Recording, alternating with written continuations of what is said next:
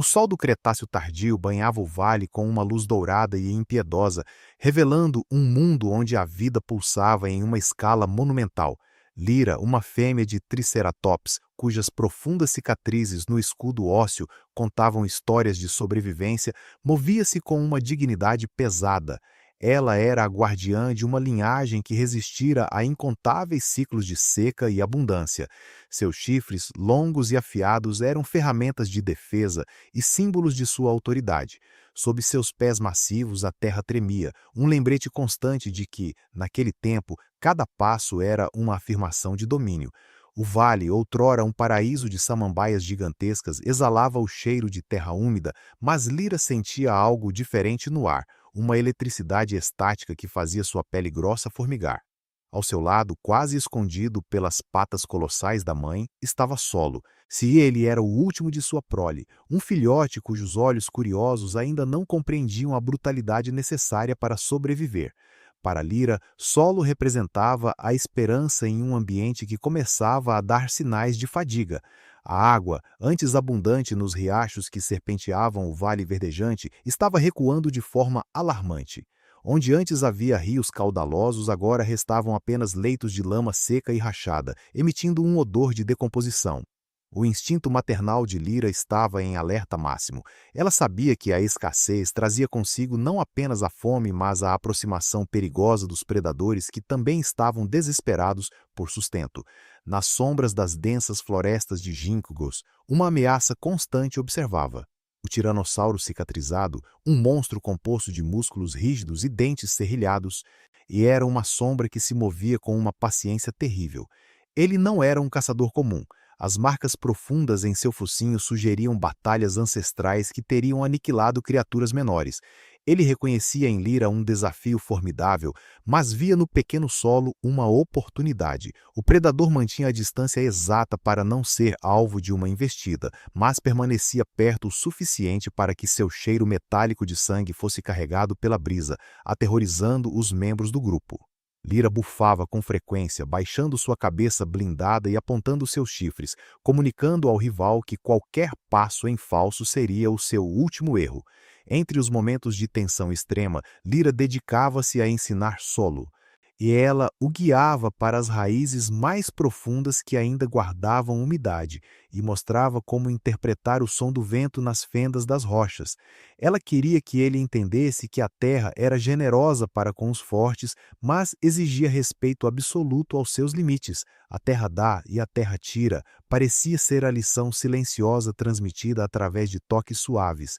Lyra observava com frequência os pequenos mamíferos que corriam velozes entre as folhas secas, criaturas insignificantes aos olhos dos gigantes, mas que possuíam uma agilidade que ela admirava. Eles pareciam pressentir algo que a sua própria espécie ainda não conseguia decifrar.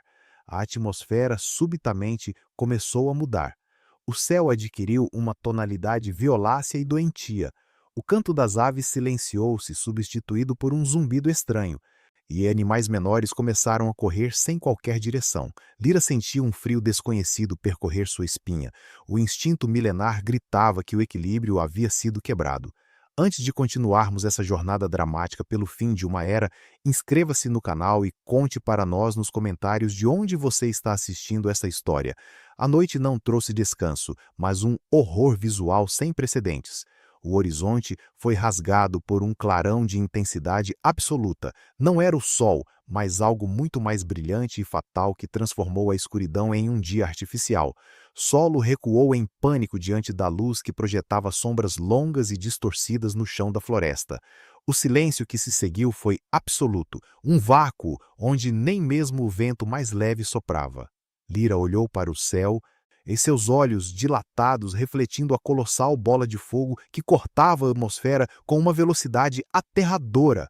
O mundo inteiro, em toda sua majestade, estava prestes a evaporar em um instante de pura violência cósmica. O impacto não foi apenas um evento físico, foi o instante exato em que o tempo parou para os antigos mestres da Terra. A luz que rasgou o firmamento não trouxe o calor da vida costumeira, mas uma radiação que parecia desintegrar a própria essência do vale antes mesmo da colisão final. Quando o asteroide finalmente atingiu o solo em algum ponto distante, a realidade fragmentou-se em um caos primordial. Primeiro veio o silêncio absoluto, um vácuo aterrador que sugou o oxigênio dos pulmões de Lyra, seguido por um trovão que não vinha do céu, mas das entranhas profundas do próprio planeta. A onda de choque varreu a paisagem com uma fúria divina, arrancando árvores milenares e lançando dinossauros de toneladas ao chão como se fossem meras folhas secas ao vento. O paraíso de samambaias colossais, onde Lyra havia passado sua vida, evaporou em segundos, substituído por uma muralha de calor e poeira que transformou o horizonte em uma fornalha viva. Lyra sentiu o solo sob suas patas massivas se liquefazer, uma dança macabra de terra e fogo sob o peso de um céu que desabava. O rebanho, sua única família e fonte de segurança, dispersou-se instantaneamente sob o efeito de um pânico cego e ensurdecedor. Gritos de agonia cruzavam o ar saturado de detritos incandescentes, mas Lyra tinha apenas um foco em sua mente nublada pela dor. Com um instinto que transcendia qualquer sofrimento físico, ela posicionou seu corpo robusto e blindado sobre solo, criando um abrigo de carne e osso contra a chuva de rochas superaquecidas que começava a cair. O ar, outrora perfumado com o aroma das florestas úmidas e férteis, agora fedia a enxofre, ozônio e morte iminente. Ela chamou pelo filho, um som gutural e desesperado que lutava para ser ouvido contra o estrépito do mundo desabando, e sentiu o pequeno focinho de solo pressionado contra sua perna, tremendo com um terror que nenhuma lição de sobrevivência poderia jamais ter explicado. A floresta que os cercava não era mais um refúgio, mas uma armadilha incandescente. Labaredas imensas saltavam entre as copas das árvores, criando um labirinto de fogo escarlate que parecia possuir uma consciência própria e maligna. Lyra sabia que a estagnação significava o fim. Ela empurrou o solo para frente com firmeza, forçando suas articulações pesadas e cansadas a se moverem através de um tapete de cinzas que queimavam suas solas a cada passo dado. Cada respiração era um suplício excruciante. O ar tornara-se uma massa tóxica de fumaça preta que arranhava suas gargantas e nublava completamente a visão. A natureza, que por milhões de anos fora a provedora generosa de sua espécie, agora agia como uma entidade vingativa, expulsando os gigantes de seu próprio lar. Eles alcançaram o leito de um antigo rio, mas onde antes corria água fresca e cristalina, agora fluía uma lama fervente, uma mistura viscosa de detritos e cinzas vulcânicas que borbulhava com gases fatais. No coração daquela escuridão prematura e sufocante, uma silhueta imensa emergiu das sombras de fuligem. Era o tiranossauro cicatrizado. Contudo, o predador implacável que os perseguira com uma precisão cirúrgica era agora uma ruína patética de si mesmo. Suas escamas magníficas estavam severamente chamuscadas e seu olhar, antes carregado de uma inteligência cruel e calculista, estava turvo pela agonia absoluta. Não houve rugido de desafio, nem a tensão característica de uma caçada iminente. O tiranossauro cambaleava sem rumo, emitindo um lamento agudo e constante que parecia ecoar o sofrimento de toda a criação naquele momento. Lyra baixou os chifres por puro reflexo defensivo, mas logo percebeu a inutilidade do gesto. O inimigo não era mais aquela besta ferida, o verdadeiro carrasco estava na atmosfera, na falta absoluta de luz e no calor opressor que não dava trégua. O predador passou por ele sem sequer lançar um olhar. Movido apenas pelo desejo frenético de encontrar um sopro de ar que não queimasse suas entranhas, unindo presa e predador em uma irmandade trágica diante da aniquilação total. A jornada prosseguiu por horas que se arrastavam como eternidade sob um céu que nunca mais se iluminou de forma natural. A luz dourada do sol, o motor de toda a vida no período Cretáceo, desapareceu completamente, substituída por uma mortalha cinzenta e impenetrável que se assentava sobre a terra como um sudário fúnebre. Um frio cortante e desconhecido, algo totalmente estranho à fisiologia de Lyra, começou a penetrar profundamente em seus ossos. Ao olhar ao redor com olhos cansados, ela testemunhou a traição final do ambiente que tanto amava. As plantas, a base sagrada e verde de sua existência, estavam morrendo em massa diante de seus olhos.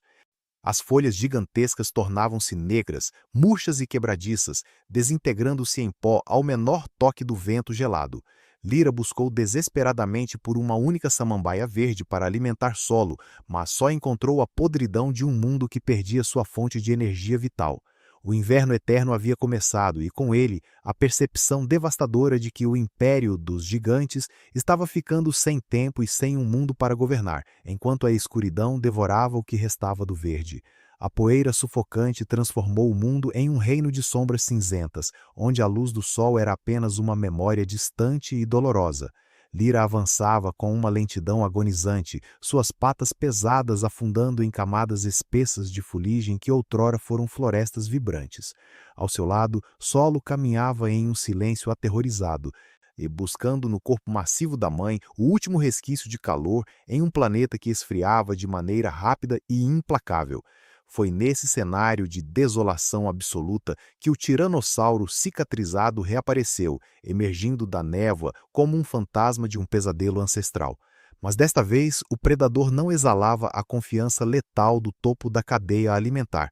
Seus movimentos eram erráticos e pesados, impulsionados por uma fome visceral que devorava suas entranhas e por uma desorientação causada pelo ar saturado de enxofre.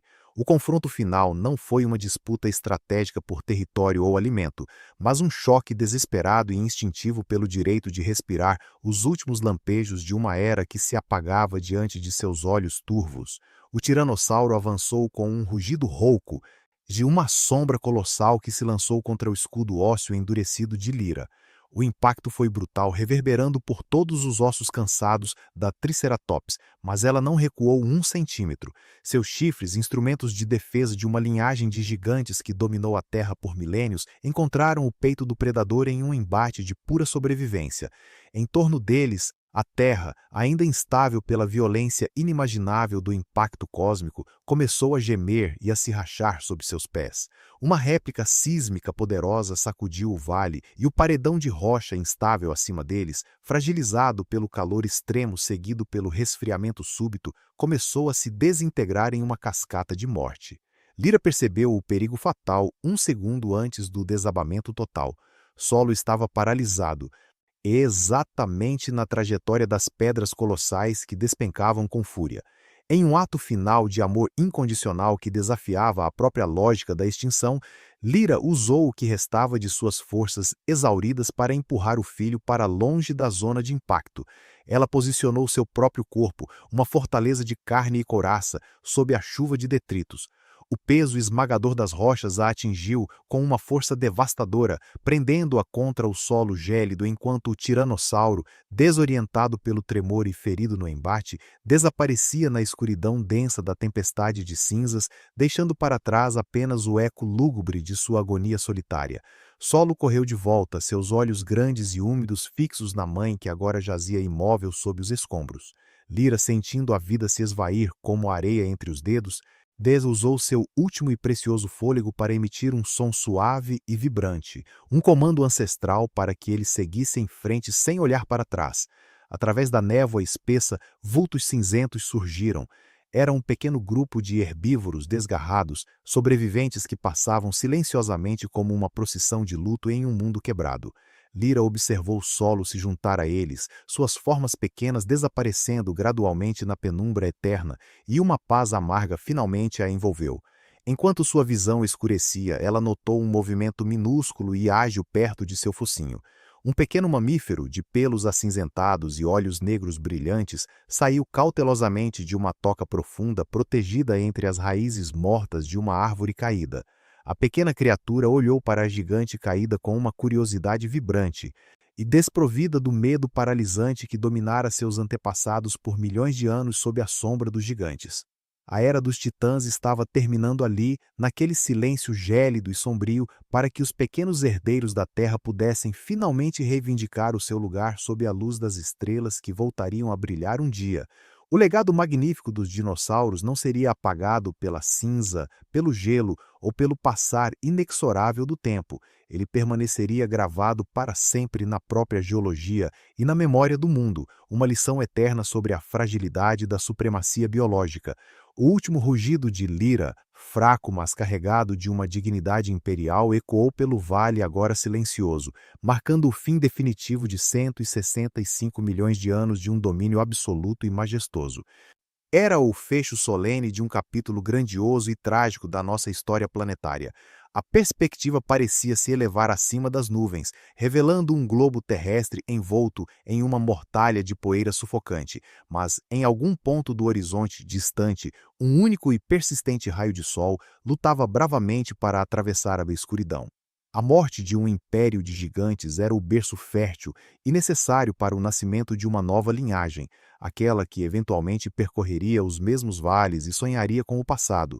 Entre as cinzas estéreis do Cretáceo, a vida, teimosa, resiliente e eterna, já começava a planejar seu próximo e surpreendente ato de existência.